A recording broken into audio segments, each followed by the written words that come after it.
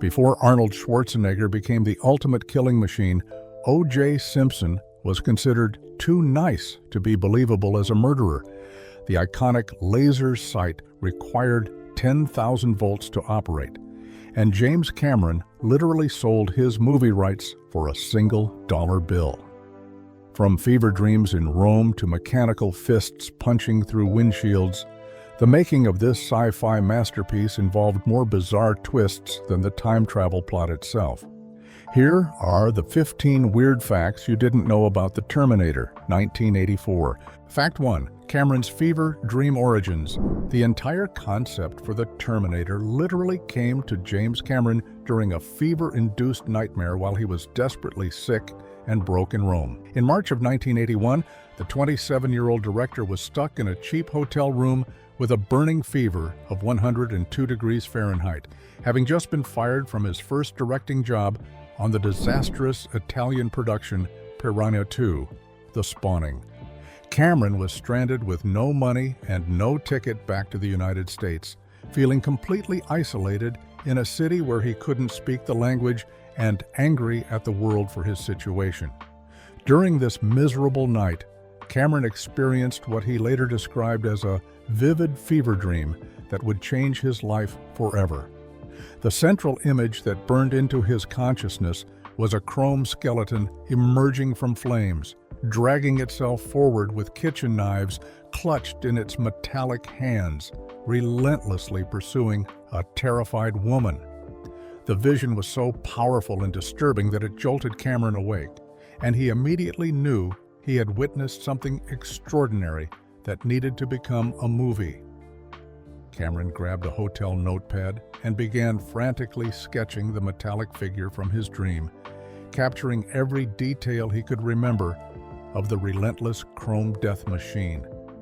The image represented everything terrifying about unstoppable mechanical pursuit, and Cameron described the creature in his early treatment notes as death rendered in steel. This fever dream skeleton would become the iconic endoskeleton design that Stan Winston later brought to life. And the exact moment Cameron envisioned, with the damaged Terminator dragging itself from the burning tanker truck wreckage, appears almost identically in the film's climax. What makes this origin story even more remarkable is that Cameron managed to get himself back to the United States somehow, borrowed a beat-up car from his father, and drove across the country while dictating the entire Terminator story into a cassette recorder during those long, dark highway hours. Fact 2. The $1 movie deal. James Cameron sold the complete rights to the Terminator to producer Gail Ann Hurd for exactly $1. But this seemingly insane business decision came with a crucial condition that would save his career. Cameron had written what he believed was a brilliant script, but he was a complete unknown in Hollywood with no agent and no connections, living in his car and struggling to get anyone to take his futuristic robot story seriously. Every studio that showed interest in the project wanted to buy the script, but refused to let the inexperienced Cameron direct it, which was absolutely not acceptable to him, since directing was his ultimate dream. When Cameron met Gail Ann Hurd, who had worked with him at Roger Corman's New World Pictures and was now starting her own production company, he made her an offer that seemed completely crazy on the surface. He would sell her the rights to his screenplay for just $1, but only if she promised in writing that she would never cut him loose as the director and would only produce the film if he could direct it. This ironclad agreement meant that anyone wanting to make the Terminator would have to accept Cameron as part of the package deal. The strategy worked perfectly when multiple studios tried to split the team by offering Hurd large sums of money to dump Cameron and hire an established director instead. Hurd kept her promise and refused every offer that didn't include Cameron, even when the pressure from studios became intense. Cameron later admitted that this $1 deal was probably the smartest business decision he ever made, because it guaranteed that his directorial career would launch with the Terminator rather than watching someone else bring his vision to life. The film's massive success made both Cameron and Hurd millionaires, and launched one of the most successful director-producer partnerships in Hollywood history. Fact 3. O.J. Simpson was too nice. In one of the most ironic casting decisions in movie history, O.J. Simpson was seriously considered for the role of the Terminator. But James Cameron rejected him because he thought Simpson was too likable and innocent to be believable as a cold-blooded killing machine. This bizarre reasoning would prove tragically prophetic just 10 years later when Simpson would be charged with the brutal murders of his ex-wife, Nicole Brown Simpson, and her friend Ron Goldman in 1994. Back in the early 1980s, Simpson was at the height of his popularity as a beloved American hero who had successfully broken down racial barriers in both professional football and Hollywood. The former NFL superstar and Heisman Trophy winner had transitioned into acting with roles in the television series Roots and was becoming famous for his goofy, charming performances in Hertz rental car commercials, where he could be seen running through airports and jumping over luggage. Simpson's clean-cut image and friendly personality made him one of the most recognizable and trusted celebrities in America. When Orion Pictures executive Mike Medavoy pitched Simpson for the Terminator role, Cameron immediately shot down the idea during a phone conversation that has become Hollywood legend. Cameron recalled that Medavoy called him up and excitedly said he should sit down because he had a brilliant casting idea, then announced that O.J. Simpson should play the Terminator. Cameron's instant response was that he thought it was a bad idea, and the suggestion didn't go anywhere beyond that single conversation. Cameron explained his reasoning by saying that this was when everybody loved Simpson, and that was actually part of the problem because Simpson came across as this likable, goofy, kind of innocent guy who audiences would never accept as a ruthless mechanical assassin. Simpson's wholesome public persona was so strong that Cameron felt audiences would laugh rather than feel terrified when the character appeared on screen as an unstoppable killing machine from the future. Fact 4. Arnold's pronunciation problems.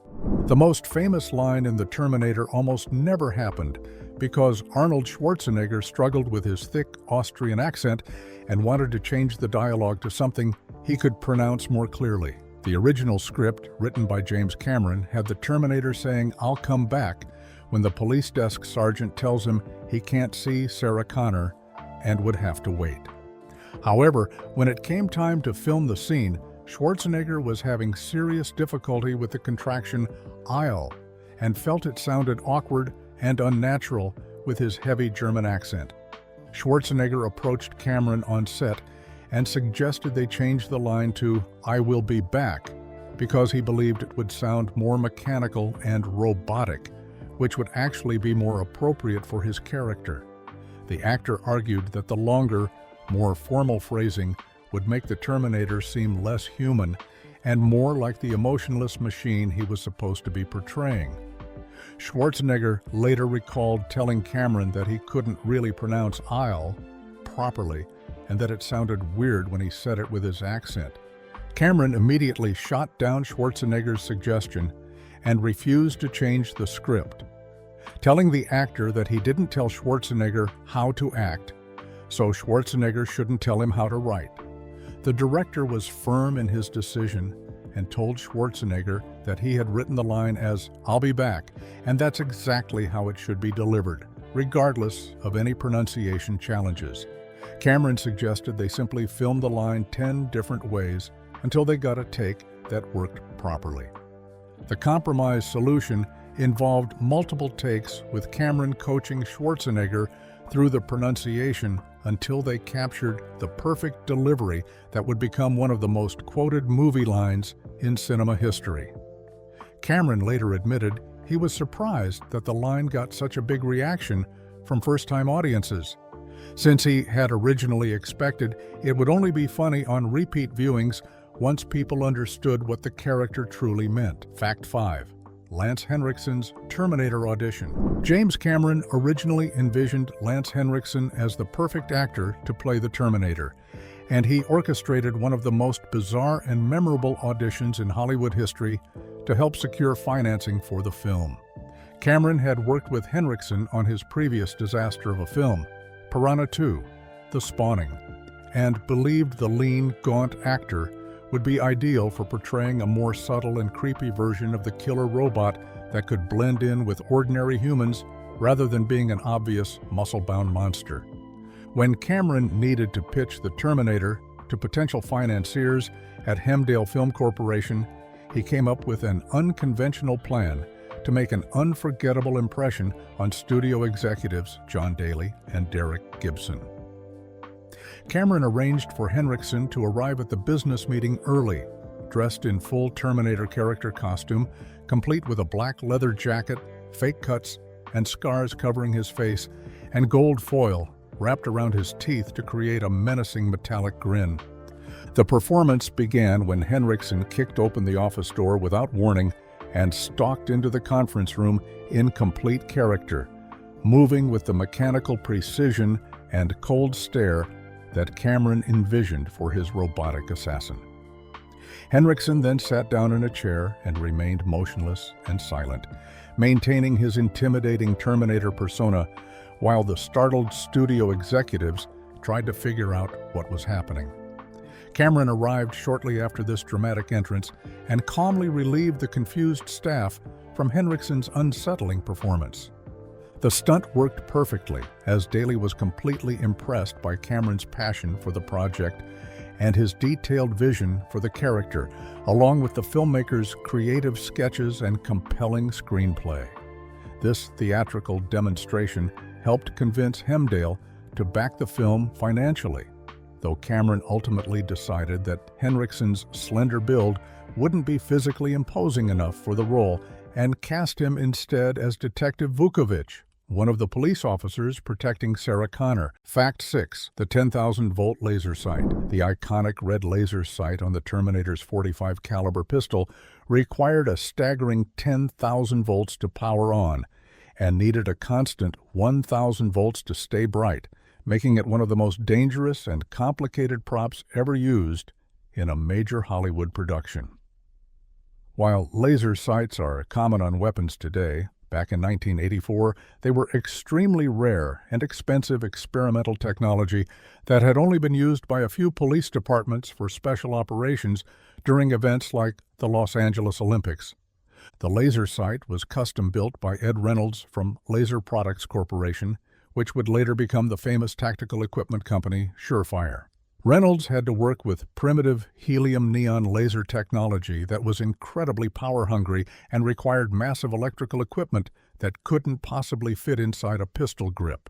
Since miniaturized power supplies capable of generating 10,000 volts were prohibitively expensive and didn't exist in a size that could fit in the weapon, the production team had to get creative with their engineering solution. The prop department solved this problem by running electrical cables up Arnold Schwarzenegger's sleeve and connecting them to a large external battery pack that was hidden inside his leather jacket. The power switch was also concealed inside the jacket, which meant that Schwarzenegger had to reach into his coat with his left hand and flip the switch every time he wanted to activate the laser during filming. This awkward setup required perfect coordination between Schwarzenegger's right hand holding the weapon and his left hand operating the hidden controls. The production actually created two versions of the laser pistol for different purposes during filming. The first version was completely non-functional and was used only for close-up shots and promotional photography, including the iconic movie poster.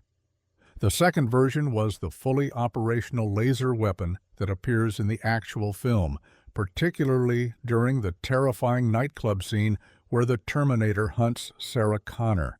Remarkably, Reynolds received no payment for creating this groundbreaking movie prop and was compensated only with promotional materials from the film. Fact 7. The accidental 13/16 time signature. The distinctive and haunting musical rhythm that makes the Terminator's theme so memorable was created completely by accident when composer Brad Fiedel's finger slipped while he was programming a rhythm loop on his synthesizer equipment.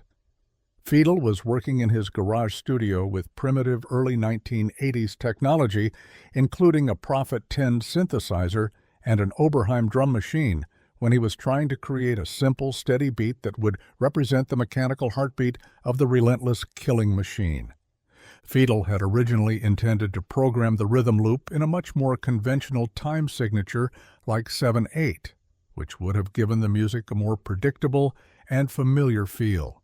However, when he pressed the button to establish the loop on his old equipment, his timing was slightly off by just a split second, and the ancient machines lacked any kind of automatic correction feature that modern digital equipment would have.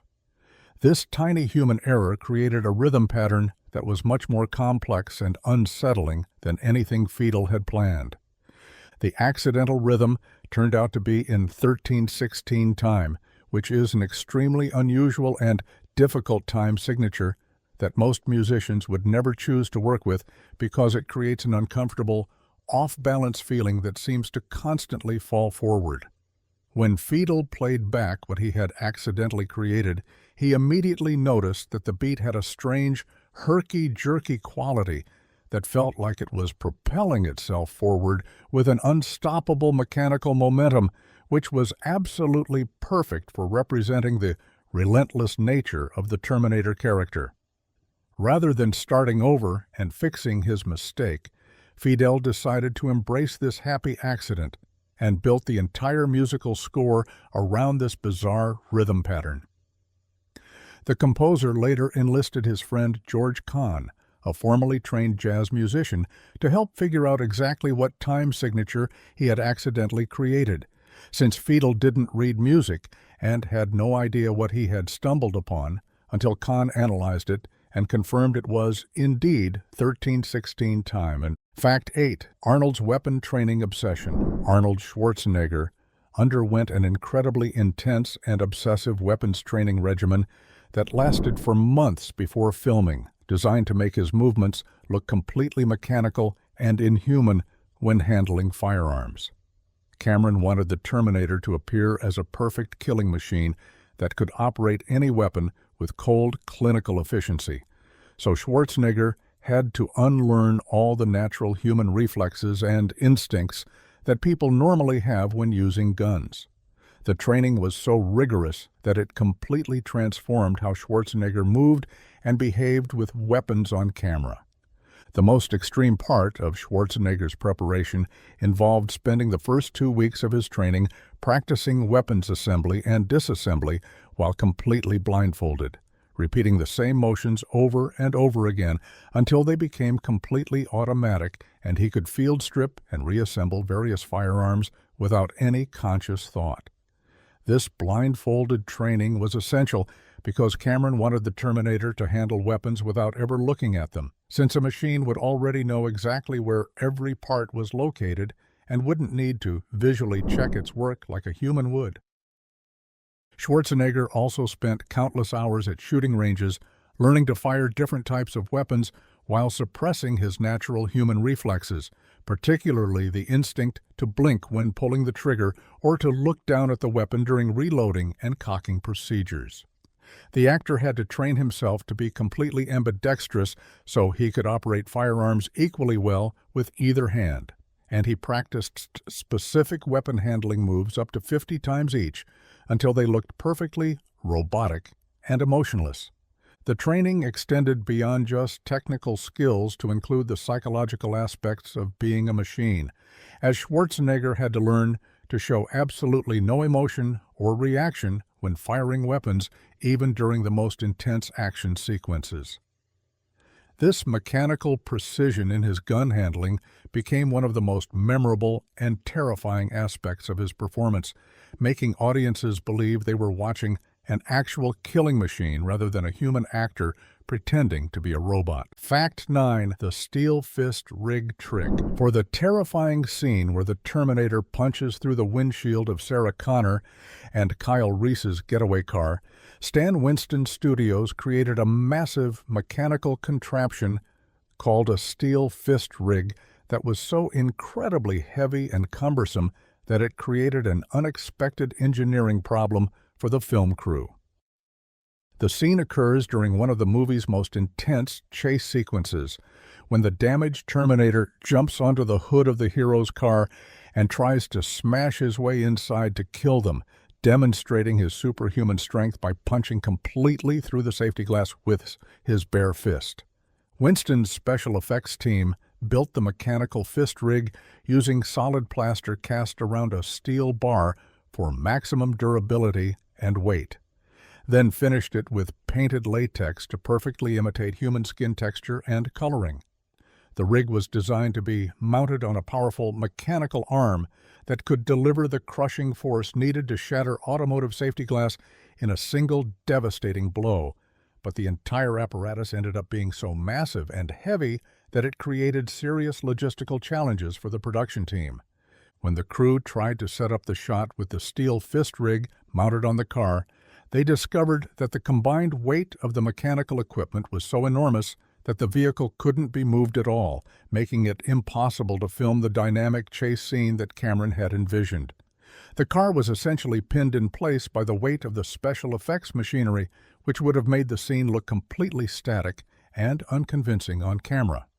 The ingenious solution came from the crew's decision to reverse their approach entirely and move the background instead of the car, creating a brilliant optical illusion that fooled audiences completely.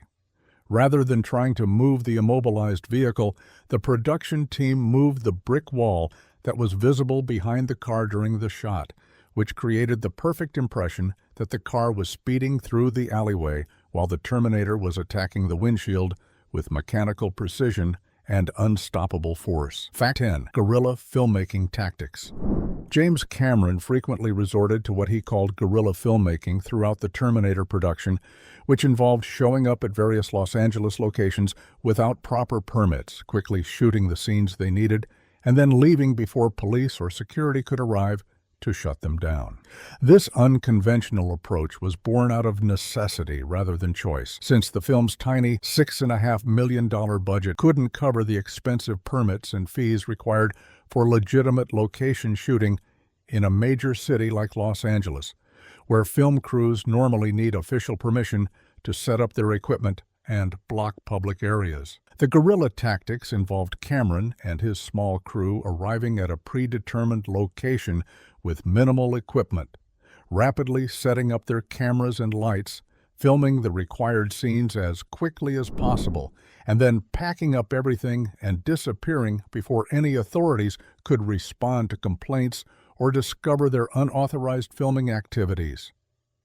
This hit-and-run approach was so effective that some of the people visible in various shots throughout the movie are actually real Los Angeles citizens going about their daily business, completely unaware that they were being filmed and would end up appearing in a major Hollywood production. Cameron became so comfortable with these stealth filming techniques that he would even call Arnold Schwarzenegger at 3 o'clock in the morning and ask him to meet at specific locations while already dressed in full Terminator costume for emergency reshoot sessions that had to be completed before dawn. The most memorable example of this guerrilla approach occurred during the filming of the movie's final scene, where Sarah Connor drives off into the desert toward an uncertain future. The crew was waiting for the desert heat to create visible ripples in the air that would enhance the apocalyptic atmosphere when a highway patrol officer suddenly appeared and began questioning their activities. Producer Gail Ann Hurd quickly convinced the suspicious officer that they were just film students from UCLA working on a simple class project, and he allowed them to finish shooting the scene that would become the movie's haunting conclusion. Fact 11. Cameron's triple voice cameo. James Cameron made not one but 3 separate voice cameos throughout the Terminator, though audiences might not realize they're hearing the same person each time, since the director appears in completely different contexts that span the entire length of the film. Cameron's first vocal appearance comes very early in the movie, during one of the most memorable and depressing moments for Sarah Connor, when she returns home from her terrible day as a waitress and discovers a message on her answering machine from her boyfriend canceling their dinner date that evening. The voice delivering the disappointing news that leaves Sarah eating alone while watching television is actually Cameron himself, speaking as Sarah's inconsiderate boyfriend who claims he has to work late and suggests they reschedule their romantic evening for another time. This brief but crucial voice cameo helps establish Sarah's ordinary and somewhat lonely life before the Terminator arrives to turn her world completely upside down, and Cameron's casual delivery makes the cancellation feel authentically thoughtless and selfish. Cameron's second voice appearance occurs much later in the film when Sarah and Kyle Reese are hiding out at the rundown Tiki Motel, located at 7301 Santa Fe Avenue in Huntington Park, California, where they spend their time making pipe bombs to fight the Terminator. During this sequence, Cameron can be heard speaking as the motel manager when he talks to Sarah, though he remains off camera and is never actually seen by the audience during this interaction. The director's third and final vocal cameo happens during the same motel sequence, when Cameron again voices the unseen motel manager character answering the telephone when the Terminator calls the establishment while tracking down his targets. This phone conversation represents one of the most tense moments in the film as the Terminator gets closer to finding Sarah and Kyle's hiding place, and Cameron's voice adds an authentic touch to this crucial scene that helps build the suspense leading up to the final confrontation between the human characters and the relentless killing machine. Fact 12. The Harlan Ellison Lawsuit. Science fiction author Harlan Ellison sued James Cameron and the studios behind the Terminator, claiming that Cameron had plagiarized key story elements from 2 episodes of the classic television series The Outer Limits that Ellison had written 20 years earlier. The lawsuit centered primarily around Ellison's 1964 episode called Soldier, which featured a warrior from the future who gets transported back to the present day, along with similarities to another Ellison episode called Demon with a Glass Hand, which involved time travel and android characters that seemed to parallel the Terminator's plot. The controversy intensified when Ellison discovered that Cameron had allegedly given an interview to Starlog magazine where he admitted to ripping off a couple of Outer Limits episodes, though this quote was reportedly removed from the final published article after legal pressure from the film's producers. Ellison claimed that when he began making inquiries about possible plagiarism, producer Gail Ann Hurd contacted Starlog and demanded to see the original interview, then had the incriminating quote edited out before publication. But the magazine editor still had the original version with Cameron's admission. Rather than pursue a lengthy and expensive court battle, the studios decided to settle the case out of court with Ellison for an undisclosed amount that various sources estimate was somewhere between $65,000 and $400,000. As part of the settlement agreement, Ellison also received an acknowledgement credit that was added to all future home video releases of the Terminator, which reads simply, "Acknowledgement to the works of Harlan Ellison," and appears during the closing credits. Cameron has always disputed Ellison's claims and was reportedly opposed to the settlement, later calling it a nuisance suit and expressing frustration that the insurance company forced him to agree to the deal rather than fight it in court. The director has described Ellison in harsh terms and maintained that the settlement was purely a business decision by the studios rather than any admission of actual plagiarism on his part. Fact 13. Arnold's minimal dialogue. Arnold Schwarzenegger speaks only 14 lines of dialogue during the entire runtime of The Terminator, making it one of the most economical performances by a lead actor in cinema history, and demonstrating James Cameron's brilliant understanding that less would be more when portraying a killing machine. This extreme limitation on dialogue was a deliberate creative choice by Cameron, who wanted the Terminator to feel truly mechanical and inhuman rather than like a chatty robot that talks too much, and he actually reduced Schwarzenegger's speaking parts even further than the actor's previous film, Conan the Barbarian, where Schwarzenegger had delivered 24 lines. Cameron's philosophy was that a genuine killing machine from the future would only speak when absolutely necessary to accomplish its mission, using the minimum number of words required to gather information, intimidate targets, or blend in with human society. The director believed that every single word the Terminator spoke should serve a specific tactical purpose, whether it was gaining access to locations, acquiring weapons, or deceiving people about his true nature, and any unnecessary conversation would make the character seem more human and less terrifying. The 14 lines that Schwarzenegger does deliver have become some of the most quoted and memorable dialogue in movie history, including iconic phrases like, "I'll be back," "Come with me if you want to live," and his cold responses at the gun store when he systematically requests different weapons. Each line is delivered with mechanical precision and an emotionless monotone that makes every word feel calculated and menacing, creating maximum impact with minimal verbal communication. This sparse approach to dialogue also helped showcase Schwarzenegger's physical performance and intimidating screen presence, allowing his imposing stature, robotic movements, and expressionless face to do most of the storytelling without relying on extensive verbal exposition. The strategy proved so effective that it established a template for how movie Terminators and robots should behave, influencing countless science fiction films that followed and demonstrating that sometimes the most powerful performances come from what actors don't say rather than what they do. Fact 14. The cardboard engine trick. The menacing flying hunter-killer machines that patrol the apocalyptic skies of 2029 in the Terminator's future war scenes actually had pieces of cardboard stuck to their sides instead of proper engine details because the special effects team at Fantasy II Film Effects had to begin shooting the miniature sequences before they could finish building the complete model aircraft. These hunter-killer aerials, also known as HK aerials, were supposed to be terrifying robotic death machines that hunted down human survivors in the post-nuclear wasteland. But the tight production schedule and limited budget meant that corners had to be cut during the model-making process.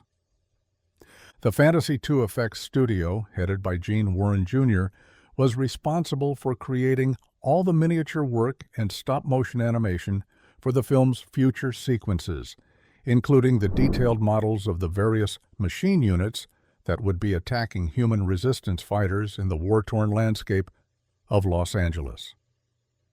The hunter-killer aircraft were designed to have sophisticated turbine engine pods mounted on their sides that would make them look like realistic flying weapons platforms, but the intricate work required to build these three-dimensional engine components was taking longer than the shooting schedule would allow. Rather than delay filming and potentially go over budget, the resourceful effects team came up with a practical solution that would be completely invisible to movie audiences watching the finished film. They constructed the main body sections of the hunter-killer models first, then temporarily attached flat pieces of cardboard to the areas where the engine pods would eventually be located, creating the basic silhouette and proportions needed for the flying sequences without having to wait for the detailed engine work to be completed. This clever workaround allowed the production to stay on schedule and capture all the necessary footage of the hunter-killer aircraft swooping through the devastated cityscape and attacking human targets, while the real three-dimensional engine pods were finished separately and added to the models later for close-up shots that required more detailed examination of the mechanical components. Fact 15. Michael Biehn's Cameron Curse. Michael Biehn suffered from what might be the strangest and most consistent running gag in James Cameron's filmmaking career, as his character gets bitten on the hand by another character in all three Cameron movies he appeared in during the 1980s and early 90s. This bizarre pattern started with the Terminator and continued through Aliens in 1986 and The Abyss in 1989, suggesting that Cameron either developed an unconscious obsession with having Biehn's characters injured in this specific way, or the director deliberately created this recurring joke as a way to mess with his frequent leading man. In The Terminator, Biehn's character Kyle Reese gets bitten on the hand by Sarah Connor during a tense moment when she doesn't yet trust him and thinks he might be dangerous, creating a painful wound that becomes part of their complicated relationship dynamic. The bite occurs during the early part of the film when Reese is trying to convince Sarah that he's been sent from the future to protect her from the Terminator, and her instinctive defensive reaction results in her teeth sinking into his flesh. The pattern continued in Aliens, where Biehn played Corporal Hicks, a colonial marine fighting against deadly alien creatures on the planet LV-426. And his character receives a bite on the hand from Newt, the young survivor girl that the Marines rescue from the alien-infested colony. This bite happens during a moment when Newt is terrified and acting on pure survival instinct, not recognizing that Hicks is trying to help her escape from the nightmarish situation. The trilogy of hand bites was completed in The Abyss, where Biehn portrayed Lieutenant Hiram Coffey, a Navy SEAL team leader who suffers from pressure-induced psychosis during a deep-sea mission, and his character gets bitten on the hand by Bud Brigman, played by Ed Harris, during a violent underwater confrontation that threatens the safety of everyone involved in the dangerous operation.